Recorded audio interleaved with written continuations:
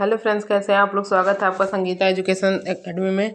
तो देखिए, आज हम लोग बायोगोस्की से रिलेटेड जितने भी आज तक सीटेड में क्वेश्चन पूछे गए हैं उस सारे इंपॉर्टेंट क्वेश्चन आज हम लोग करेंगे बायोगोस्की से रिलेटेड। और इनका पूरा वीडियो, इनका जीवन थ्योरी सारा वीडियो में पड़ा हुआ है मेरे चैनल पे। आप लोग को जिसको भी थोड़ा दिक्कत होगा, प्रश्न करने में कन्फ्यूजन होगा, वो पूरा वीडियो देख लेगा, उसके बाद क्वेश्चन करेगा। आई होप आप लोग इजीली क्वेश्चन कर ले जाओगे। और आज का बहुत ही इम्पोर्टेंट क्वेश्चन है जो बार बार सीटेट के एग्जाम में रिपीटेड है।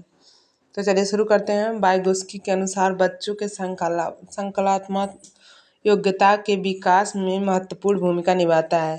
सबसे पहले तो बायोगोस्की जी के बारे में हम लोग पढ़ रहे हैं तो उनके बारे में थोड़ा सा जान लेते हैं। तो यह एक रचनावादी मनोवैज्ञानिक थे। बहुत बार पूछता है कि रचनावादी थे व्यवहारवादी थे, तो ये रचनावादी थे।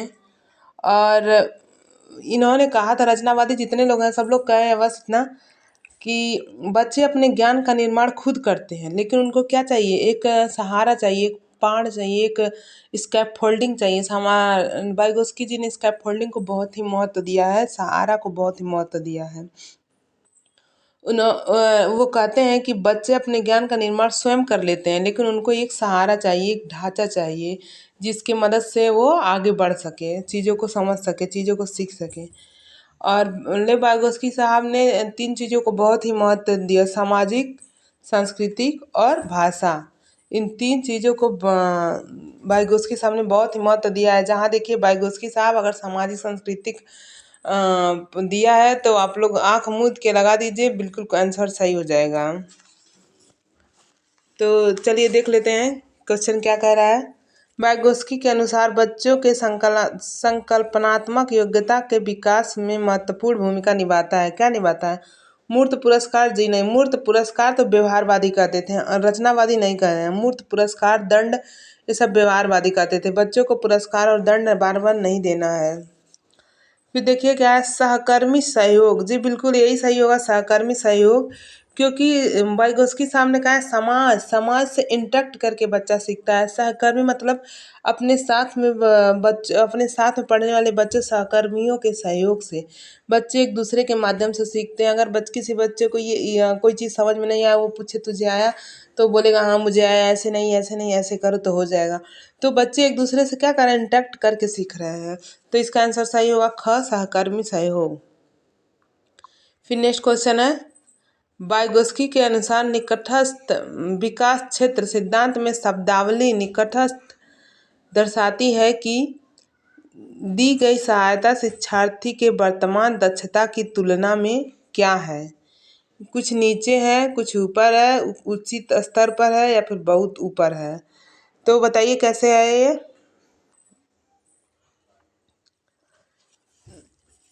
तो इसका आंसर आप लोग जल्दी से कमेंट बॉक्स में आंसर दीजिए। इसका आंसर होगा कुछ ऊपर है। दिया है वाइगोस्की के अनुसार निकटस्थ विकास का क्षेत्र, मतलब निकट विकास का क्षेत्र जो होता है, सिद्धांत में शब्दावली निकट दर्शाती है कि दी गई सहायता शिक्षार्थी के वर्तमान दक्षता की तुलना में क्या है, कुछ ऊपर है। बच्चे को कुछ सहायता चाहिए था जो अगला उसको स्कैफोल्डिंग के माध्यम से दे दिया। फिर तो इसका आंसर सही होगा आप लोगों का सेकंड, कुछ ऊपर है।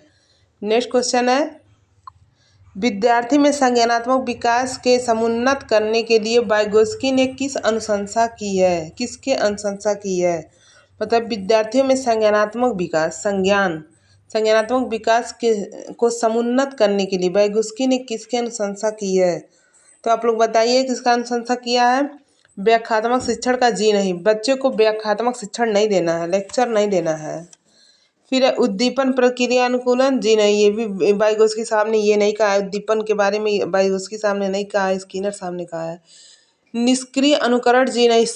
समर्थित अधिगम, जी यही आंसर घ नंबर सही है। समर्थित मतलब एक दूसरे के साथ, एक दूसरे के समकक्ष होकर सीखना। वाइगोस्की साहब ने बहुत इम्पॉर्टेंट बोला है, समाज के साथ इंटरेक्ट करके सीखना, एक दूसरे के साथ मिलकर सीखना। वाइगोस्की साहब ने इस चीज़ों को बहुत ही महत्व दिया है। नेक्स्ट क्वेश्चन है, लेव वाइगोस्की के विचारों पर आधारित सामाजिक संरचनात्मक कक्षा में निम्न में से किसका समर्थन नहीं किया जाता है। मतलब लेव वाइगोस्की के विचार पर आधारित सामाजिक संरचनात्मक कक्षा में निम्न में से किसका समर्थन नहीं किया जाता। देखिए निगेटिव पूछा है तो आप लोग को इसमें से निगेटिव ढूंढ के निकालना है। तो देखिए पहले देख लेते हैं, परीक्षा के लिए अधिगम। पहला ही देखने में गलत लग रहा है। परीक्षा के लिए अधिगम हमें कभी नहीं कराना है, हमको सीखने के लिए अधिगम करना है, हमको आगे बढ़ने के लिए, हमारा विकास के लिए, ना कि हम परीक्षा के लिए हम अधिगम को कर रहे हैं। तो परीक्षा के लिए अधिगम, तो यही हमको गलत लगा। फिर आगे का विकल्प भी देख लेते हैं। रचनात्मक और विवेचनात्मक चिंतन, जी बिल्कुल ये तो सही है, तो पॉजिटिव दिख रहा है। संकल्पनात्मक समझ, ये भी तो बिल्कुल सही है, संकल्पना के आधार पे। अनुभवात्मक अधिगम, अनुभव के आधार पे। जैसे बच्चे को मान लीजिए किसी चीज़ का थोड़ा सा ज्ञान है और उसके बारे में कुछ आगे और जानना था, तो उसी के अनुसार उस चीज़ों को सीखेगा, तो अनुभव के आधार पे अधिगम करता है। तो देखिए निगेटिव पूछा और पहला ही निगेटिव है परीक्षा के लिए अधिगम, तो निगेटिव का निगेटिव यानी क नंबर सही है। फिर है सामाजिक निर्माणवादी सिद्धांतवादी बच्चों को किस तरह देखते हैं। सामाजिक निर्माणवादी सिद्धांतवादी बच्चों को किस तरह देखते हैं। एक कोरी पट्टी, ज्ञान के निष्क्रिय प्राप्तकर्ता, ज्ञान के निर्माण में शामिल सक्रिय प्राणी, लघु वयस्क। देखिए सामाजिक निर्माणवादी जो सिद्धांत बच्चों को किस तरह देखते हैं, कोरी पट्टी के विषय में कभी नहीं देखते हैं, कोरा कागज कभी नहीं समझते हैं, ज्ञान में निष्क्रिय नहीं सक्रिय भूमिका। आप लोग पढ़ रहे हो तो कैसे पढ़, निष्क्रिय होकर पढ़ोगे तो बिल्कुल कोई चीज़ समझ में नहीं है, लेकिन आप लोग वाइगोस्की साहब को पढ़ रहे हो तो बिल्कुल एक्टिव होकर पढ़ रहे हो, बिल्कुल सक्रिय होकर पढ़ रहे हो। तो ज्ञान को निष्क्रिय, ये भी गलत है। ज्ञान के निर्माण में शामिल सक्रिय प्रणाली, जी हाँ, एक्टिव, किसी भी ज्ञान को सक्रिय रूप से एक्टिव रूप से ग्रहण करना ही ज्ञान का सामाजिक निर्माणवादी कहे हैं। तो ग नंबर ऑप्शन सही होगा। अगला क्वेश्चन है, लेव वाइगोस्की के विचारों से सहमति रखने वाली अध्यापिका को निम्नलिखित में से क्या करना चाहिए। लेव वाइगोस्की के विचारों से सहमति रखने वाली अध्यापिका को निम्नलिखित में से क्या करना चाहिए। बताइए क्या करना चाहिए। किसी भी परिस्थिति में विद्यार्थियों को संकेत और इशारे देने से बचना चाहिए। आप लोग इसका आंसर जल्दी से कमेंट बॉक्स में भी दे दीजिएगा, वैसे तो हम आप लोग को बता देंगे। लेव वाइगोस्की, फिर एक बार क्वेश्चन देख लेते हैं क्योंकि क्वेश्चन थोड़ा सा उलझाऊ है, तो आप लोग एक बार फिर से क्वेश्चन को समझ लीजिए। वाइगोस्की के विचारों से सहमति रखने वाली अध्यापिका को निम्नलिखित में से क्या करना चाहिए। मतलब वाइगोस्की के जो विचार है उस पर सहमति रखने वाली अध्यापिका को निम्नलिखित में से क्या करना चाहिए। किसी भी परिस्थिति में विद्यार्थियों को संकेत और इशारे देने से बचना चाहिए, जी नहीं, ये गलत है, बचना नहीं चाहिए। उनको संकेत और इशारे को देख के सहारा दे के, स्कैप फोल्डिंग की बात वाइगोस्की साहब ने कहा है कि स्कैप फोल्डिंग, बच्चों को स्कैप फोल्डिंग देना है, सहारा देना है, तो बचना नहीं चाहिए, उनको सहारा देना चाहिए, उनको संकेत देना चाहिए ताकि बच्चे उस संकेत के माध्यम से आगे बढ़ें। तो ये पहला तो गलत लग रहा है। फिर है, किसी समस्या पर काम करते हुए अपने विचारों के मौखिकीकरण करने पर विद्यार्थियों को हतोत्साहित करना, जी नहीं, बच्चों को जहाँ बच्चों के विषय में हतोत्साहित आ जाए उसको आंसर को गलत कर दीजिएगा, क्योंकि बच्चों को कभी भी हतोत्साहित नहीं करना है, कभी भी दंड नहीं देना है, कभी भी सजा नहीं देना है, कभी भी उनको किसी भी तरह का पनिशमेंट नहीं देना है, उनको प्रोत्साहित करना है, उनको सक्रिय रूप से देखना है, निष्क्रिय रूप से नहीं देखना है। बच्चों के बारे में आप लोग जितना पॉजिटिव होकर सोचेंगे उतना ही आपके सीटेट के एग्जाम में आंसर सही हो जाएगा। आप जितना भी बच्चे का क्वेश्चन आया आप अपने बच्चे को समझ के क्वेश्चन करेंगे तो बिल्कुल कोई भी आंसर गलत नहीं होगा और आप लोग अच्छे नंबर से सीटेट पास करोगे। तो देखिए बच्चों को हतोत्साहित नहीं करना, प्रोत्साहित करना, यानी ये भी गलत है। विद्यार्थियों के बीच चर्चा और वैचारिक बहस को बढ़ावा देना, जी बिल्कुल यही ऑप्शन सही है, ग नंबर ऑप्शन सही है। विद्यार्थियों के बीच चर्चा, एक दूसरे से चर्चा करके, दूसरे से इंटरेक्ट करके सही। वैचारिक बहस मतलब किसी टॉपिक को दे दिया जाए उस पर लेक्चर दे, वो बच्चे बहस करें आपस में, तो उस चीज़ों को एक एक पॉइंट, एक एक 10 बच्चे हैं 10 पॉइंट बोलेंगे तो सारे बच्चों को 10-10 पॉइंट याद होता जाएगा। तो बच्चों को चर्चा और व्यवहारिक बहस को बढ़ावा देना चाहिए, यही सही है, ग नंबर ऑप्शन सही है। फिर अगला ऑप्शन देखो, अधिगम को विद्यार्थियों के सामाजिक सांस्कृतिक परिवेश से अलग देखना चाहिए, जी नहीं। अधिगम देखिए वाइगोस्की साहब ने सामाजिक सांस्कृतिक और भाषा को बहुत महत्व दिया है और कहा है कि बच्चा सामाजिक संस्कृति और भाषा से इंटरेक्ट करके सीखता है, तो हमें अलग क्यों दिखना है, अलग नहीं देखना है ना। तो ये गलत हो गया, यानी ग नंबर ऑप्शन सही हो गया। तो इसका आंसर हो जाएगा ग नंबर, आप लोग देख लीजिएगा। फिर अगला क्वेश्चन है, एक कक्षा में विद्यार्थी समूह में कार्य कर रहे हैं तथा प्रत्यय को समझ रहे हैं। शिक्षक यह देखती है कि एक समूह के सभी सदस्य आगे नहीं बढ़ पा रहे हैं। वह उन्हें इशारों और संकेत देकर उनकी सहायता करती है तथा पुनः उन्हें प्रयासों पर छोड़ देती है। कक्षा में कौन सा प्रत्यय का प्रयोग हो रहा है, बताइए आप लोग, किस प्रत्यय का प्रयोग हो रहा है? तो टीचर क्या कर रही है, उसको संकेत और इशारा कर रही है। इशारा और संकेत के माध्यम से बच्चे को क्या कर रही है, तो पार कर रही है। इसको ढांचा, इसका फोल्डिंग, इसके अन्य नाम है, तो आप लोग इसको नाम को याद रखिएगा। पाड़ या ढांचा या स्कैप फोल्डिंग इसको कहा जाता है, सहारा देना कहा जाता है। तो टीचर अपने बच्चों को क्या कर रही है, एक तरह का सहारा दे रही है इशारों के माध्यम से। देखिए हम लोग के समय में कोई कोई टीचर ऐसे होते थे कि अगर हम लोग का एग्जाम हो रहा है तो थोड़ा बहुत हिंट करके हम लोग का आंसर करवा देते थे। लेकिन कुछ टीचर उसी में ऐसे होते थे तो बिल्कुल गर्दन इधर उधर नहीं हिलाने देते थे, तो उनके पे कितना हमें गुस्सा आता था कि इसको हम लोग पाते तो कुर्सी के साथ उलाट देते हैं। जबकि ऐसा हम लोग नहीं कुछ कर सकते थे, केवल ये ख्याली पुलाव थे जो हम लोग पका रहे थे दिमाग दिमाग में। लेकिन जो टीचर हमको एग्जाम में थोड़ा सा हेल्प कर देते थे, कोई सहारा तो कोई संकेत दे देते थे जिसके माध्यम से हम उस आंसर को कर ले जाते थे, हमें कितना अच्छा लगता था, कितनी खुशी होती थी और हम आगे भी बढ़ जाते थे। तो वही कर रही है क्या, इशारा और संकेत देकर क्या कर रही है, पाड़ दे रही है, ढांचा दे रही है, इसका फोल्डिंग दे रही है, सहारा दे रही है। ठीक है, फिर आगे चलते हैं। लेव वाइगोस्की के अनुसार निम्नलिखित में से कौन सी शिक्षा शास्त्रीय प्रणाली संज्ञानात्मक विकास को बढ़ावा लेने के लिए सही नहीं है? निगेटिव पूछा है दोस्तों, तो आप लोग निगेटिव का आंसर बहुत ही ध्यान से दीजिएगा। देखिए निगेटिव पूछा है, लेव वाइगोस्की के अनुसार निम्नलिखित में से कौन सी शिक्षा शास्त्रीय प्रणाली संज्ञानात्मक विकास को बढ़ावा नहीं देता है? लेव वाइगोस्की के अनुसार कौन सा बढ़ावा नहीं देता है? तो निर्देशित आदान प्रदान जी बिल्कुल बढ़ावा देता है, ये तो सही है, क्योंकि वाइगोस्की सामने कहा है कि ये समाज से इंटैक्ट करके सीखता है, दूसरे से मिलजुल कर सीखता है। तो ये तो आदान प्रदान अपने ज्ञान का कर रहे हैं, तो सही है। व्यापक चर्चाएं जी, वाइगोस्की सामने चर्चा पे भी जोर दिया है। सहयोगात्मक अधिगम जी, वाइगोस्की सामने सहयोग, एक दूसरे के सहयोग से सीखने का भी विचार मतभेद दिया है। दोहराव और स्मरण जी नहीं, वाइगोस्की साहब कभी भी दोहराव और स्मरण की बात नहीं किया है। तो निगेटिव का भाई निगेटिव यानी घ ऑप्शन सही हो गया। फिर है 9वां क्वेश्चन, लेव वाइगोस्की के अनुसार वह प्रक्रिया जिसमें दो भागीदार जो एक कार्य को अलग समझ से शुरू करके बाद में एक साझी समझ पर पहुंचते हैं क्या कहलाती हैं?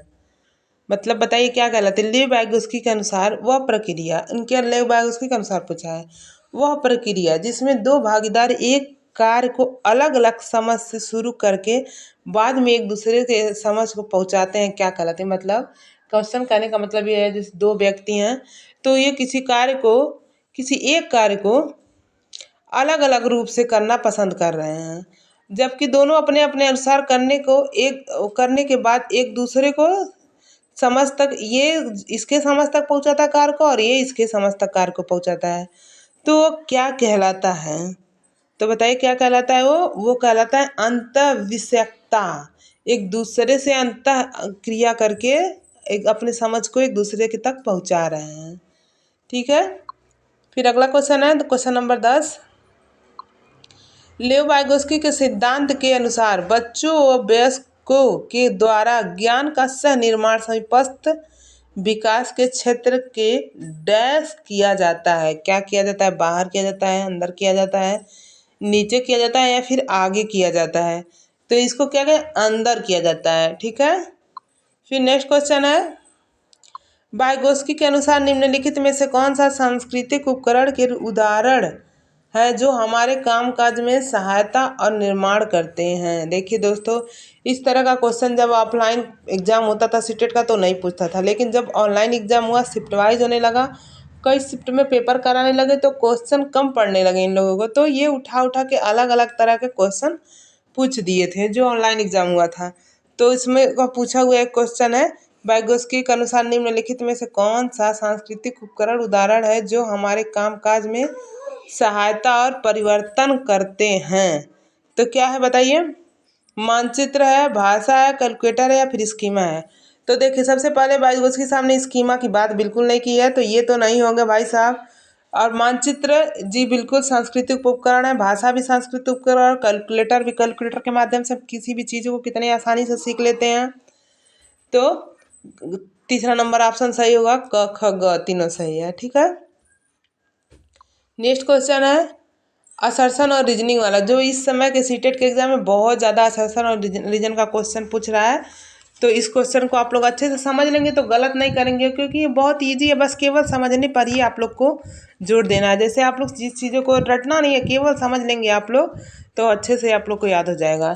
तो देखिए अभी कथन क्या कहता है, एक अध्यापिका को अपने विद्यार्थियों के किसी कार्य पर काम करते समय अपने विचारों एवं चिंतन प्रक्रिया के मौखिकरण हेतु प्रोत्साहित करना चाहिए। जी बिल्कुल सही है, एक अध्यापिका को अपने स्टूडेंट को कार्य करते समय उनको क्या करना चाहिए, प्रोत्साहित करना चाहिए, उनको आगे बढ़ाने का शाबाशी देना चाहिए, संकेत देना चाहिए, सहारा देना चाहिए। तो असर्शन तो बिल्कुल सही है। अब रीजन देख लेते हैं क्या कह रहा है, निजी वाक विद्यार्थियों में उच्चतर श्रेणी के संज्ञानात्मक कौशल के विकास में बाधक होता है। जी नहीं, बाधक नहीं होता है, सहायक होता है। तो आर तो गलत हो गया, रीजन तो गलत हो गया, तो इसका होगा आर, ए सही है, आर गलत है। तो कौन सा है, ग वाला, ए सही है, आर गलत है। ठीक है दोस्तों, फिर नेक्स्ट क्वेश्चन, सिद्धांतवादी भाषा और विचार के मध्य संबंध की अवधारणात्मक समझ के बारे में मतभेद रखते हैं, जबकि जिन प्याजे का मानना है कि डैश डैश को प्रभावित करता है, वाइगोस्की की सुझाव है कि डैश डैश को निर्देशित करता है।